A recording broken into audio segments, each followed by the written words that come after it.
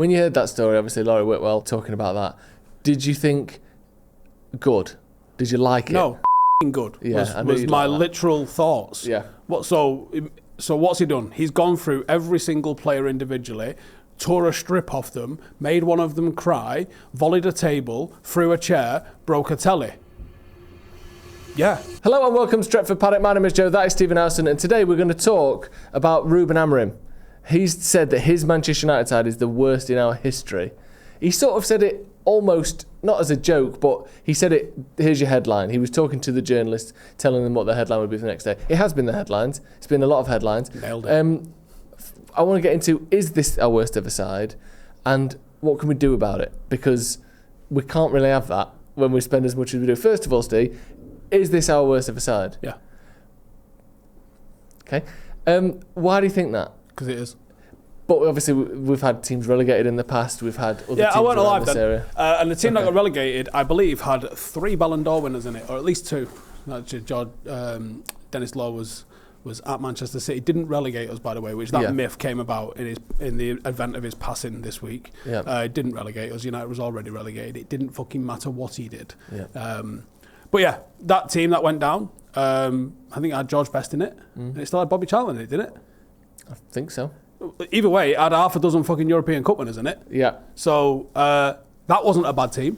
But so obviously this team doesn't have anything like that in it, but we haven't been relegated yet, so you do get some bonus points for we're not going to get relegated, let's be honest. I think we're 10 points clear of that. I'd be very surprised if when we that went happens, down. please tag me in the clips. Feel free to, I'll share all of them. If it happens, then, you know, whatever. But in terms of the money spent on the squad and the expectations of the squad, and football is different to what it was then. You saw the likes, people get promoted and win the first division the season after and stuff, things that just are kind of impossible due to the finances now. Does that all play a factor in why that might be true, what he said? Yeah, I think the money spent on it and the expectation of it and where we are. I mean, we lost to Brighton at the weekend. What that Brighton squad cost to assemble? What did that Brighton squad cost to assemble? Yeah, maybe a couple $100 million at a push. At a push? Yeah.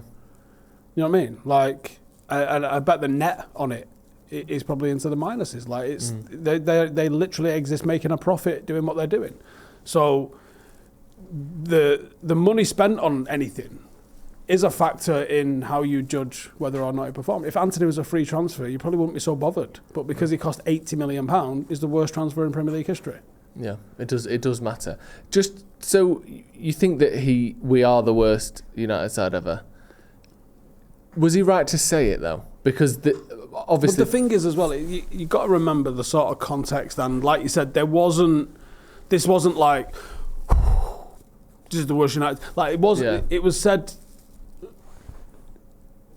Roll VT. Do you know what I mean? Like it was the way he said it wasn't like. Let me just. He's not in therapy as he's saying it. I've got the worst United team ever. Like, but there's a hell of a lot of truth to it. Yeah.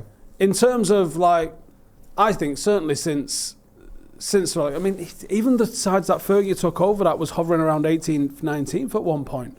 Look at who was in it. For starters, it had Brian Robson, so it's immediately better than this team.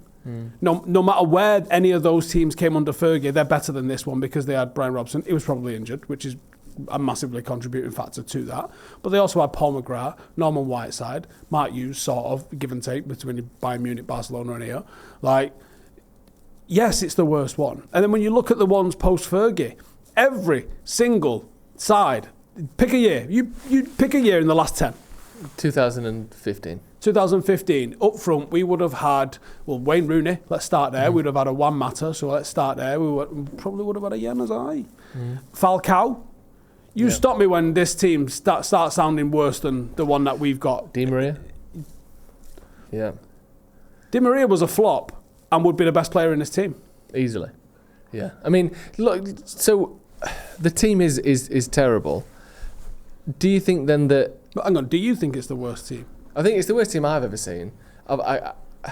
If it's not been relegated, it's probably not the worst team we've ever had. But it's obviously in the conversation. But the team that got relegated had...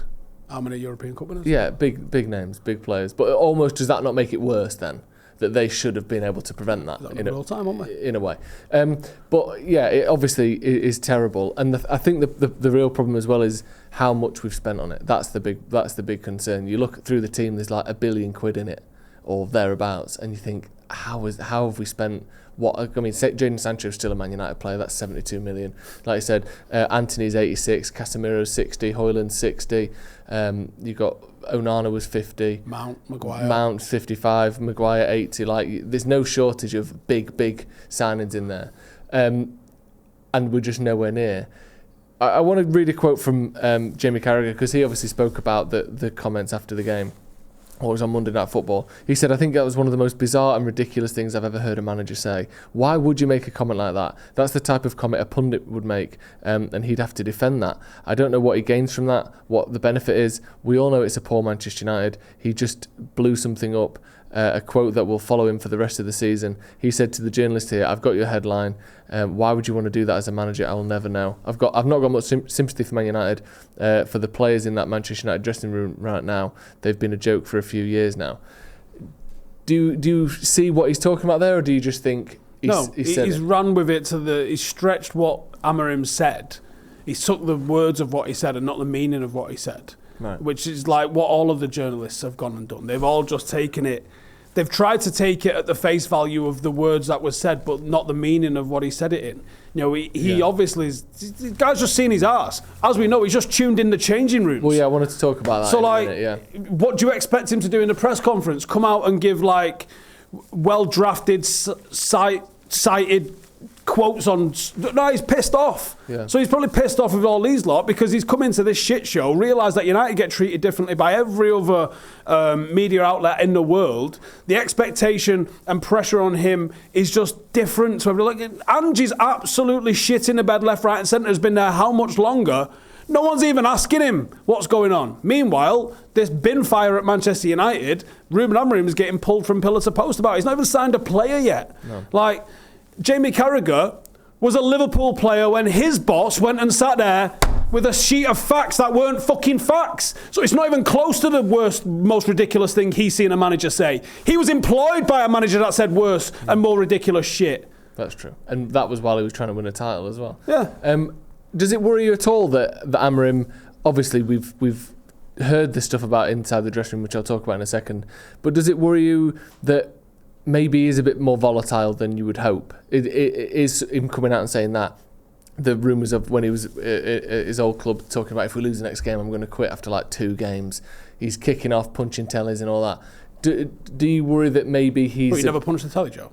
I have punched a telly before, yeah. Well, shut up then. But I'm not employed by Manchester United to win us league titles. Do you worry that he's... Do you not think the pressure of that, yeah, with the worst squad in history, might make you want to... It would make me want to. Left hook a telly once or in you a while. want to. Maybe you even more than me, potentially, in terms of tempers. But we're not that. And we aren't given that job. And potentially some of it is because, you know, he is thought to have a temperament that works with the worst United team in history and can build us back up. Do you think this will help, is what I'm trying to say, on the pitch? No. Do you think it will hurt us? No. It's just... Sometimes you've got a fucking 1 hour of telly. On the telly stuff then, say Laurie Whitwell talking about that. Did you think good? Did you like it? No, fucking good. Yeah, was my literal thoughts. Yeah. So what's he done? He's gone through every single player individually, tore a strip off them, made one of them cry, volleyed a table, threw a chair, broke a telly. Yeah. It's good stuff, innit? High five. Yeah. But then you hear stuff of like managers being too harsh and that they're worried that the players won't take it. Fuck them. All the way off. So what we had, right? You had Jose Mourinho, who's this like supposedly one of the best man managers in football. People said they would run through brick walls with him, right? A lot of people say that. Never seen anyone run through a brick wall, right? Then you had Oli, who was apparently too nice to him. Then you had Ten Hag, who had too much discipline. How about shut the fuck up, do your fucking job, and let him do whatever he wants? And if that includes fucking smashing up a telly, then sound. Because nothing else has worked. Do you know people always say now, like, Sir Alex Ferguson wouldn't be given the time that he was given then?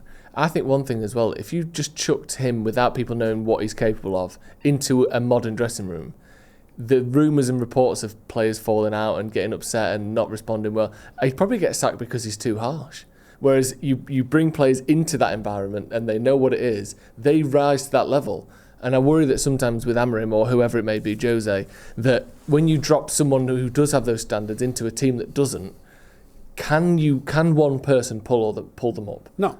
So what do they have to do? Bring people in who also have those levels? I mean, Sir Alex Ferguson did. Yeah. He came to a team that was actually littered with talent, but it didn't have the mentality to go on and be winners. And he got rid of, like we were just saying, Norman Whiteside, Paul McGrath, phenomenal players, couldn't be relied upon for injuries mostly. But he brought players in that he could rely on. He replaced a Paul McGrath with a Gary Pallister, Steve Bruce combo. He improved the culture in the squad. It took him a long time and a lot of money. People forget that. 7 years. Like, what manager's getting 7 years without delivering a title? Yes, he won an FA Cup. Cool. I've seen 2 of our managers win an FA Cup and be sacked within a year. One of them was within 20 minutes. Like, the FA Cup's not saving anybody nowadays. But, like, you have to kind of go through it. The only thing that Amorim's really got in his favour at the moment is that it seems like Ineos are supposedly going to be doing this root and branch evaluation of this, that and the other, and he's their guy. So we get to find out what they're about in terms of how they handle this. And that's the great of this. Everything that's going on, whether it's buying a new telly or buying some players that he can actually field. There is not a manager in world football that can do it without recruitment. There isn't one.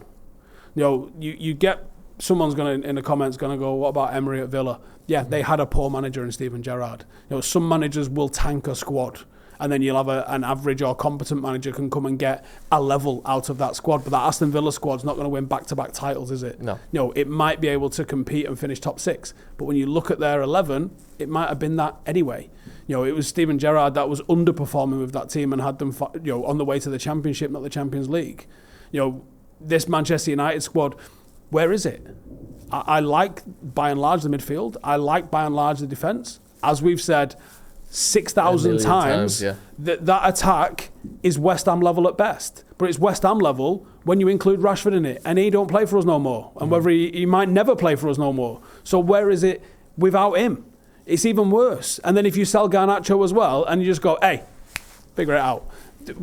We'll figure it out in the Championship next year, Joe, because that's where that team's going. You're not going to, if you can't score goals, you're not even going to draw games because we're not keeping clean sheets at the moment. Okay. So, is it the worst team? Yeah, by a long stretch. Is it going to help us by him booting? No, not immediately, and possibly never. But it might have needed to be done, just to see what reaction is. Because you can go and rip a strip off all your players. What you're looking for, one, it's in anger and frustration. It's just that's what you needed to do at that moment. But on the same page as that, what's the reaction that you're going to get? Sir Alex Ferguson famously spoke about how he's tore strips off Ryan Giggs and it got reactions out of him. And he couldn't do it with some players because they would shrink and they would fold. So what's going to happen? Who's going to stand up? Who was the person that stood up when he fucking left that changing room and said he's right, Which player out of all of those people that just witnessed that dressing down, and who cried? And why did they cry? Because, that could have had 15 different reasons for crying. This isn't a primary school kids versus teacher scenario. No. These are elite athletes with big egos and big bank balances. Some of them will have had to go back. Now, they might have been told, shut the fuck up and listen. That's fine. But some of them will have had to go back. Some of them might have checked out. And that might have been what he's seeing. I could imagine someone like Casemiro didn't get on the pitch. Not my fucking bin fire. Whatever. Mrs. is eyeing up fucking apartments on the beach in Saudi somewhere. That might have been deliberate, or it might have been like, do you know what? I want to know how did he react? How did he react? How did Bruno react? How did Dalot react? I want to know how they all reacted, because how they all reacted is going to tell you who's going to be on your side, when they got into training yesterday or today. And how did it carry on after that? Can you leave it there? Because Fergie was kind of one that would absolutely tear strips off you and then be whistling when he sees you the next day in training. He didn't hold those sort of grudges. Does Amorim? Is he sitting there eating his breakfast, not blinking, staring at Onana or somebody else in that squad? Like, we don't know. And half of me doesn't want to know. Half of me really wants to know. Yeah, half of me's absolutely desperate to know.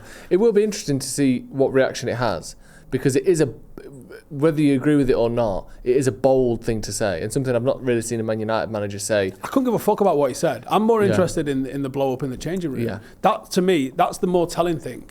Yeah. That, like, I would say to the players, don't you listen to a thing I say to the papers. It's not for you. Yeah. And it's also not even the truth, because you don't owe them the truth. Chael Sonnen taught us that. You owe nobody the fucking truth when it comes to a press conference. Everything is a game. Yeah. What I tell you, I'll fucking tell you. And I would hope that as a manager, that's what he sat down and said to him. And, what I say out there is for them. What I say in here is for you lot. And what he said in there clearly wasn't happy. No. And that might have been reiterated today or yesterday in training when they got the video analysis out. Though there's some talk that everyone was doing their own thing in the last 10, 20 minutes. I hope that got dragged out into you almost kind of have to go, look, this is how fucking bad all of this is. And here's my expectations. And you either meet my expectations or you can fuck off. And I hope that we've seen player power overpower managers at United, it seems, in the last decade. Fergie, obviously that didn't happen. He was backed by Martin Edwards. And when he said, I'm getting rid of someone, whether it was Hughes, Kanchelskis and Ince, he got rid of them, and he was allowed to do that. Have the manager's been allowed to do that? Or have the club gone, well, actually, and is Amorim going to be allowed to do that? You've seen Casemiro and Rashford totally ostracised. If they're not able to find buyers, are they going to have to come back into the fold? Does that undermine him? It's a worry, that one. Because especially with Rashford, he's a potentially £50 million asset. If he sits on the bench for the next 5 months, he's a £20 million asset. Like, that is a big thing for the summer. Do Jim and co say you kind of need him scoring and playing? If we couldn't get that move to Milan sorted, you need him to play. That's the sort of thing that where it does and it might not be a case of we need him to play. It'd be like, well, do you want to sign anyone in the summer, or would you like to just press your nose up against the window? Yeah, and it might be a case of he's gone like, fuck's it. Like, I think there's more pressures and decisions taken out of their hands as managers. I think when he gets his team sheet, there might be notes on it before he decides it. Not like play him, but there might be like, have you thought about we need to protect his value? Have you thought about, well, if you want to sign someone, people need to see that he's fit. Have you thought about Mainu needs his new contract? Don't fucking drop him yet. These are things that might be considerations for him going into picking his team. That we would all like to think we live in a perfect world where it's a blank piece of paper every single time he goes to pick a team. There's not a fucking chance that it is. There's also some people who might have in their contracts that they play 75 minutes a week. Yeah, you never know, do you? And because these things come out afterwards where you're not allowed to be dropped in this, or you can't be rotation or whatever. Like, you've got to can't miss 2 games on the bounce unless you're injured. Like, there are things like that in people's contracts. Do I think Manchester United would have been immune from that with how well run we've been in the last decade? Not a fucking prayer. Unfortunately. Right, thank you very much, Steve. Nice to go through the absolute carnage that is Manchester United. We didn't even get to Richard Keys' quotes. Your favourite, your little mate. What's he said? He said, I can't fathom what Amorim's trying to achieve. This is on his... I can't fathom why he's got a fucking job, Joe. This is on his big blog. Do you know Richard Keys' big blog? No. It's richardkeys.com. Richard Keys, sports presenter, famously. And he posted on his blog, so what line of business are you in? Retail, hotel management, restaurants, shipping, building? I don't know, pick a trade, any trade. How do you rate what you do? I like how it started like a LinkedIn post. We've all got frustrations in the office, and we all believe we can do a better job than the next person. Perhaps you've seen areas the company could improve in. We've all had those conversations with colleagues, haven't we? It's only natural. But I doubt you've ever gone public and told the world that you think what you're doing is shit and that the people you work with aren't good enough, that you can't think of a time in history when things at work have been so bad. I don't think your governor would be too happy if you did. He said... I still can't fathom what Amorim was trying to achieve. We know United are bad, that's why you're there, Ruben. It's your job to fix it, not to tell us I only have one way and follow it up by telling the world your players are shit, the very same players that you need to help that need to help you out of this mess. I said a couple of weeks ago I thought he was trying to get the sack. I'm even more convinced now. If I was his boss, I'd call him in the morning and give him his wish. Richard Keys. Thoughts? Wrote that out. Yeah. Uploaded it. Yeah. Probably tweeted it. Yeah. Yeah, I mean, it's a mess. I don't know at what point it becomes punching down with Richard Keys. Yeah, that is the concern, isn't it? Yeah. Like, I don't know if he's got all his faculties. Or if this is one of those where people are like, I can't believe you had a go at that guy. Look at that guy. And you go, how did we not know? Yeah, maybe the hands was a fucking giveaway, weren't it, really? Maybe we should just leave it. Yeah. But needless to say. I think it's a positive that the missing link between humans and apes has got internet access. Impressive, really, isn't it? Yeah. Right. Thank you very much for joining us, everyone. Get your thoughts in the comments below. We'll see you in a bit.